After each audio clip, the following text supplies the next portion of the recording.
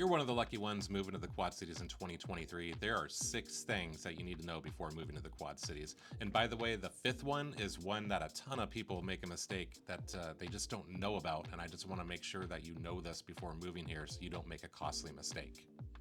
By the way, my name is Ryan Van Dale. I'm with eXp Realty, and I put videos like this out every single week to give you all the education you need about the Quad City market. So if you'd like to get in touch with me and learn about the different communities or anything related to our Quad City market, my contact information is below. You can even book a direct appointment with me if you'd like. And please make sure that you subscribe so you don't miss another video, so that you always have your finger on the pulse of what's going on in the Quad City market. Okay, so guys, again, we're going to be talking about the 6 things you need to know before moving to the Quad Cities. Before I get started, if you'd like my fall and winter buying guide that breaks down everything you should consider before buying a home this fall, just drop a quick comment below and I'll gladly send you my guide. So number 1. So I'm not sure if people were just bad with math, but there's actually 5 cities in the Quad Cities, not 4. In fact, the cities it's Davenport and Bettendorf in Iowa, Moline, Rock Island, and East Moline in Illinois. There are 5 arches along the Centennial Bridge that represent the Quad Cities.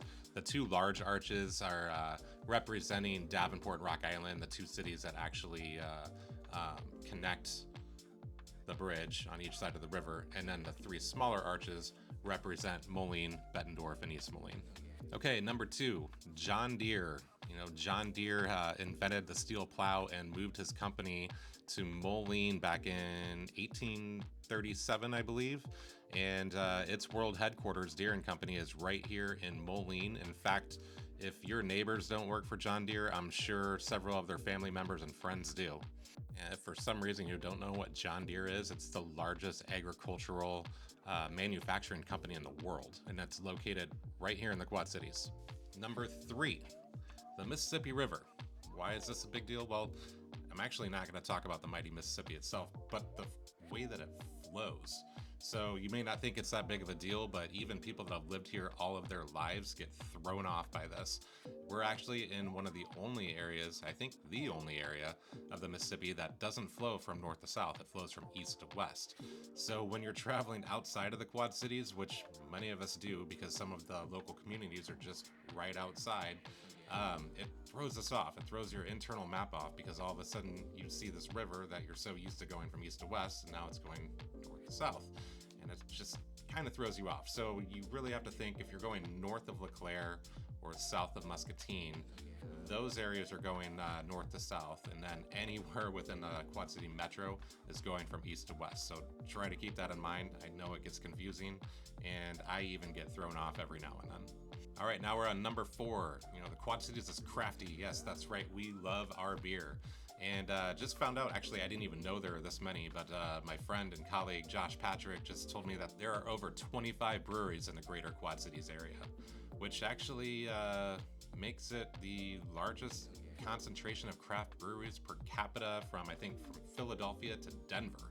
I mean, we have so many that we have our own little Quad City ale trail. All right, number 5, this is a big one to consider when moving here, the winters. The winters are freaking cold. So this is not like Colorado where you have snow one day or it gets cold and then the sun comes out the next and it's melted off. No, we have humidity here year round, and it makes everything freezing. I mean, we average about 36 inches of snow per year, and our temperatures are from, I think the average winter is like low teens to like high 30s, low 40s. But because of that humidity, we have something that you'll get used to, a term called wind chill factor, which means that the wind and the humidity will knock that temperature to feel much, much colder than what it is.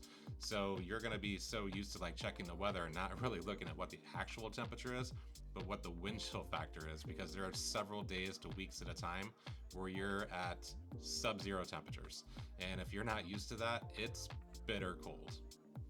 And number 6 thing to know before moving to the Quad Cities, we're actually known for pizza. Yes, I know it's weird that pizza tops the list for today. And you may think of Chicago when you think of the Midwest and pizza, but around here, Quad City pizza is king, as in Quad City style pizza. Yeah, love it or hate it, it definitely is a style all of its own. And if you're from the Quad Cities and you ever leave here, It's probably one of the number one things that you actually crave. And speaking from experience, it's got to be more of a nostalgia factor because we all grew up with it. If we are from here, because I know some people that have moved here from other areas and they're like, man, this pizza sucks.